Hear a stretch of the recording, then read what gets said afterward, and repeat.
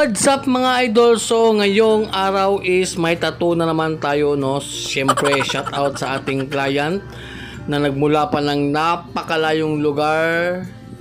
Ay hindi pala mga idol, bahay ko lang pala to mga idol. So yun, shout out nga pala ni Idol John Mark. So John mga idol, so request niya is nag-customize kami ng ng design. So siyempre sa kanya galing to. Tapos may dinagdag tayo konti dito. So, yung bandang baba, may finirihan tayo dyan. So, yan. Yung cross, yung tatlong cross, no?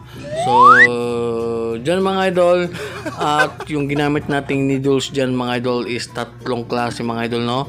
So, isang lining, 7RL, tapos dalawang shading, 11cm, at saka 17cm yung paborito nating needles, no?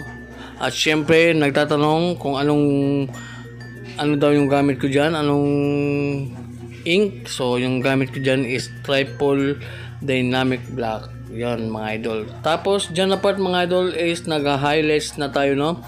So nilagyan na natin ng highlights kasi medyo may tan skin yung balat ni idol. So medyo may kaitiman, pero okay lang naman mga idol. Nagawa naman natin ng paraan yan, no? So dyan. At syempre at ano ba to? Nabubulo na tayo mga idol. So yun mga idol, after 4 hours of session mga idol, so yun yung ating final result. So grabe, napakalupit ni Idol John Mark. So shout out sa iyo idol, kasi talagang lumabas yung design, no? Kahit na medyo may timang ating client sa bandang pero gwapo to mga idol. Tingnan nyo mga idol. Grabe, shout out ni Idol John Mark.